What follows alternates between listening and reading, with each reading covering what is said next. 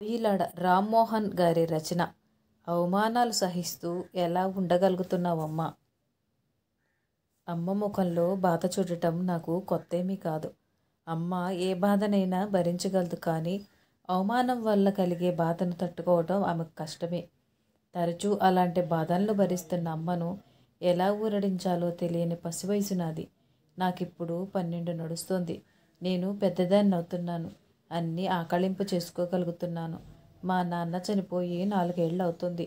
ఆయన మరణంతో వచ్చిన చిన్న ఉద్యోగంతో అమ్మ నన్ను చెల్లిని పోషించుకుంటూ గుట్టుగా కాపురాన్ని నడిపిస్తుంది. నాన్నకు ఒక తమ్ముడు, 2 చెల్లెళ్ళు. మేము తప్ప అందరూ ఆర్థికంగా పెద్ద స్థాయిలోనే ఉన్నారు. నాన్న తక్కువ కులానికి చెందిన పేదింటి అమ్మాయిని పెళ్లి చేసుకున్నాడని ఆ కుటుంబంలో అందరికీ చులకనే. అప్పట్లో కులాల పట్టింపు ఎక్కువగా ఉండేది. అందుకే ఏ శుభకార్యానికైనా నాన్న ఒక్కరే వెళ్ళేవారు. అమ్మని కానీ మమ్మల్ని కానీ తీసుకువెళ్ళేవాళ్ళు కాదు.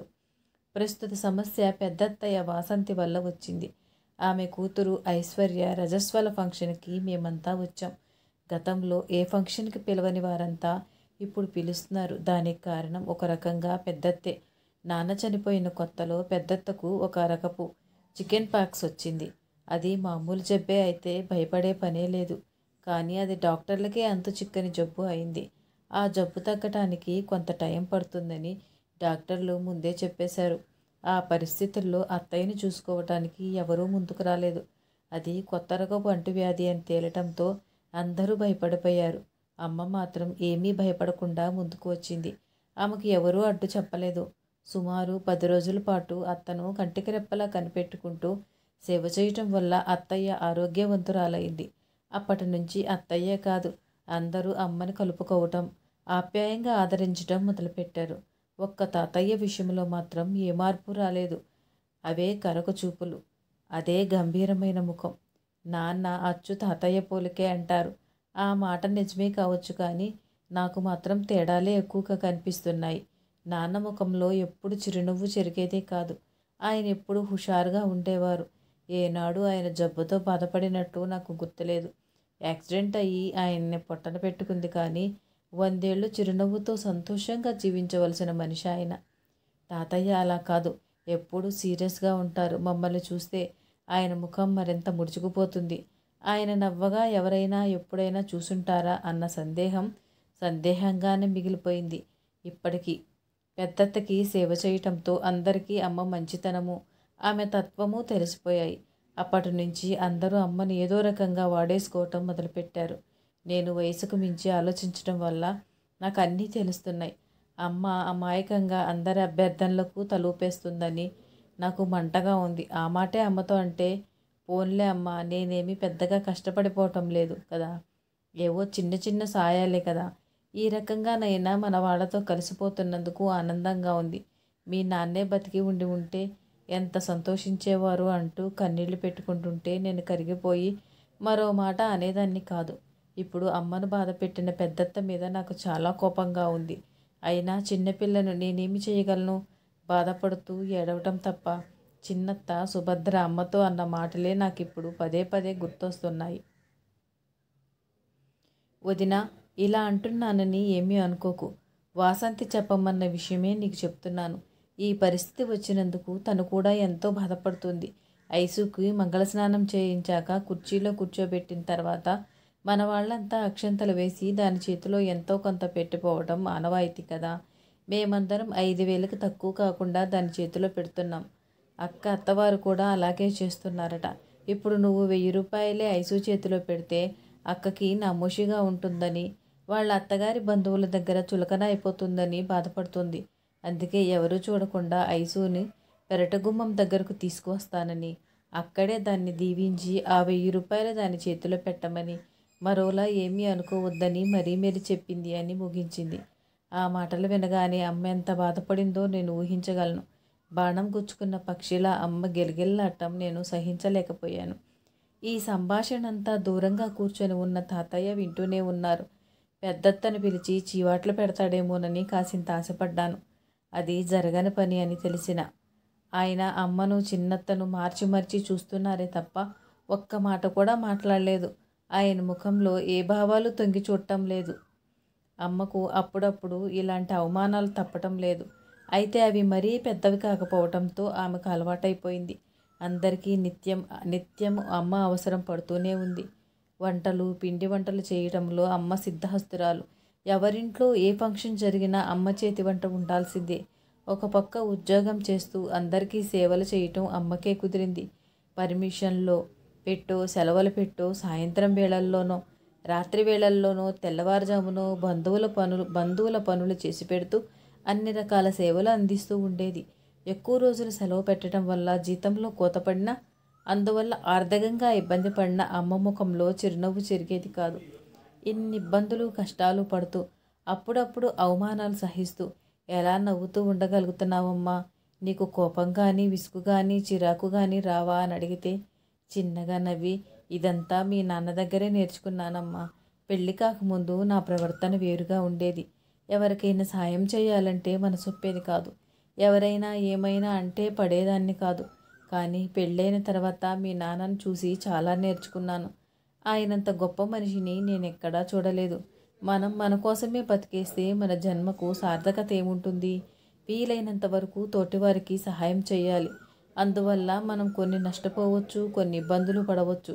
కానీ తోటివారికి సహాయం చేశామన్న తృప్తి ముందు అవన్నీ చిన్నవిగానే కనిపిస్తాయి నాకు అనేవారు. ఏనాడు అలా చెయ్యి, ఇలా చెయ్యి అని నాకు చెప్పేవారు కాదు. అన్నీ ఆయన్ని చూసే నేర్చుకున్నాను. అవన్నీ పాటిస్తుంటే నా మనసు స్వచ్ఛంగా మారిపోయింది. నా దృక్పథమే మారిపోయింది.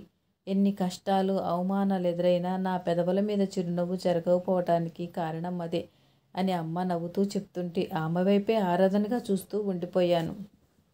కొంతకాలం తర్వాత తాతయ్యకు చాలా సీరియస్గా ఉందని తెలిసింది. మామూలు రోజుల్లో ఆయనకి సుస్థి చేస్తే చిన్నాన్న కానీ, పిన్ని కాను చూసుకునేవారు. వాళ్ళకి ఏదైనా పని పడినా, వేరే ఊరు వెళ్లాల్సి వచ్చినా అదే వీధిలో ఉంటున్న పెద్దత్త కానీ, చిన్నత్త కానీ చూసుకునేవారు. ఆరోగ్యం బాగున్న రోజుల్లో తాతయ్య ఒకే చోట ఉండకుండా ఆ 3 ఏళ్లలో ఏదో ఒక చోట ఉండేవారు. కానీ ఈసారి ఆయనకి పెద్ద జబ్బు చేసింది. ఎన్ని మందులు వాడినా దగ్గు తగ్గలేదు.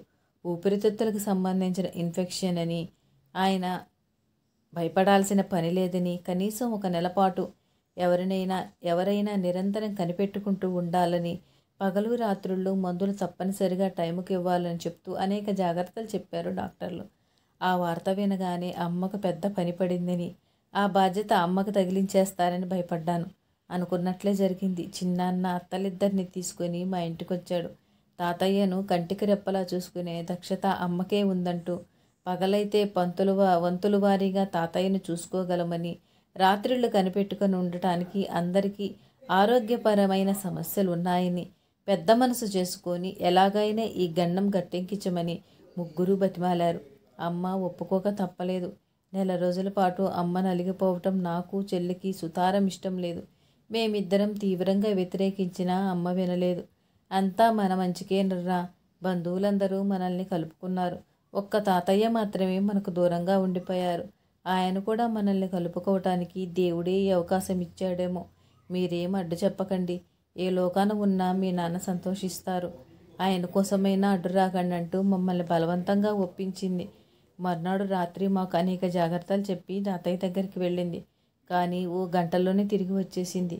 ఎంతసేపు ఏడ్చిందో ఏమో, కళ్ళు ఎర్రగా ఉబ్బిపోయి ఉన్నాయి.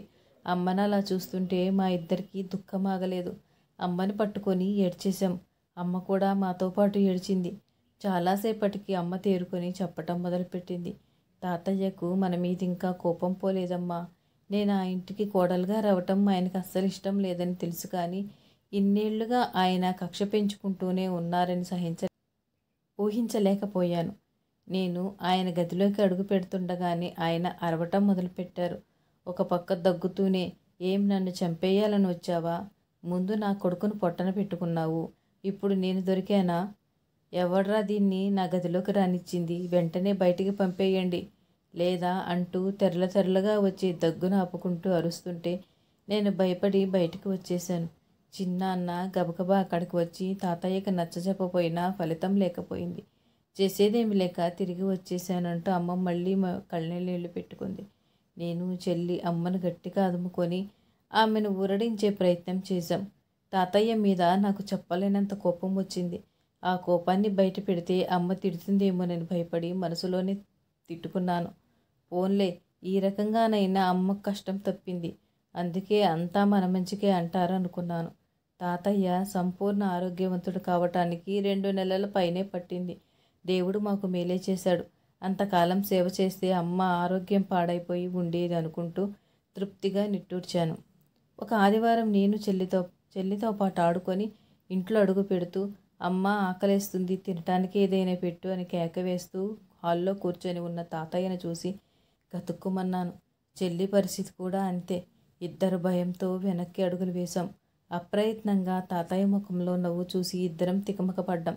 ఇది కలో నిజమో నాకు అర్థం కావటం లేదు. భయపడకండి, నా దగ్గరికి రండి అంటూ తాతయ్య పిలుస్తున్నారు. ఆయన కళ్ళల్లో ఆప్యాయత, మాటల్లో మృదుత్వము ఇవన్నీ నమ్మశక్యంగా అనిపించటం లేదు. ఆయనంత ప్రేమగా పిలుస్తున్న ఇద్దరం ఒక్క అడుగు కూడా ముందుకు వేయలేకపోతున్నాం. ఈలోగా అమ్మ కాఫీ పట్టుకొని హాల్లోకి వచ్చింది. తాతయ్య అంతలా పిలుస్తుంటే వెళ్ళరేమర్రా, ఏమీ భయం లేదు, వెళ్ళండి అంటూ భరోసా ఇచ్చింది. తాతయ్య నవ్వుతూ దగ్గరికి రమ్మన్నట్లు చేతులు చాచారు. ఆ నవ్వు పండు వెన్నెల్లా చల్లగా ఉంది. ఆ నవ్వు చూస్తుంటే నాన్నే గుర్తొచ్చారు. నాన్న గుర్తుకు రాగానే నా కళ్ళల్లో నీళ్లు తిరిగాయి. ఆ కన్నీళ్లు చూడగానే తాతయ్య కలవరపడ్డారు. అయ్యో చిట్టి తల్లి, ఎందుకు ఏడుస్తున్నావమ్మా? మీ తాతయ్య ఎప్పుడో మారిపోయాడంటూ నన్ను, చెల్లిని, అక్కుని చేర్చుకుని గుండెలకు హత్తుకున్నారు. ఆ ఆలింగనం ఎంత హాయిగా ఉందో చెప్పలేను. నాన్నే స్వయంగా వచ్చి కౌగిలించుకున్నట్లు అనుభూతి పొందాను. దాంతో నా కళ్ళు మళ్ళీ చెమర్చాయి. ఈసారి తాతయ్య చూడకుండా జాగ్రత్త పడ్డాను. అబ్బా, ఎంత బాగా రాశావు! 10 ఏళ్ల క్రితం జరిగిన సంగతులన్నీ జ్ఞాపకం పెట్టుకొని పూసగుచ్చినట్లు చెప్పావు. నీలో ఎంత గొప్ప రచయిత్రి ఉందని నాకిప్పటివరకు తెలియదే అన్నాడు ప్రత్యుమ్న గదిలోకి అడుగు పెడుతున్న భార్య వైశాలిని చూస్తూ. ఏమిటి, అంతా చదివేశావా, నా అనుమతి లేకుండా అంటూ చిరుకోపంతో అడిగింది వైశాలి. అనుమతి ఎందుకు? ఇదేమీ డైరీ కాదు కదా. అయినా అందరూ చదవాలనే కదా నువ్వు రాసింది అంటూ ఎదురు ప్రశ్న వేశాడు నవ్వుతూ. ఆ ఉద్దేశం ఇప్పట్లో లేదు. ఏ పత్రికకు పంపే ఆలోచన లేదు. అమ్మ జ్ఞాపకంగా రాయాలనిపించిందంతే. ఏది ఏమైనా చాలా బాగా రాశావు. చదువుతుంటే అక్కడక్కడ కళ్ళు చెమర్చాయి. అంత మంచి అత్తగారు, మామగారు మన మధ్య లేకపోవటం బాధ కలిగించింది. మరి అసంపూర్ణంగా ఆపేశావే? మీ తాతయ్య ఎందుకు మారిపోయారో చెప్పలేదే? నువ్వు అది రాసి పూర్తి చేసేదాకా ఆగలేను. ఏం జరిగిందో నీ నోటితోటే చెప్పే అంటూ బతిమలాడాడు. సమాధానంగా చిరునవ్వు నవ్వి, ఓకే ఓకే, మిగిలిన కథ కూడా కథలాగే చెప్తాను విను అంటూ మొదలుపెట్టింది. తాతయ్య హఠాత్తుగా ఇంట్లోకి అడుగు పెట్టేసరికి మాలాగే అమ్మ కూడా ఆశ్చర్యపోయినా వెంటనే తేరుకొని సాదరంగా ఆహ్వానించింది. నిన్ను క్షమాపణ అడగాలనే నీ ఇల్లు వెతుక్కుంటూ వచ్చానమ్మా అన్నారు తాతయ్య.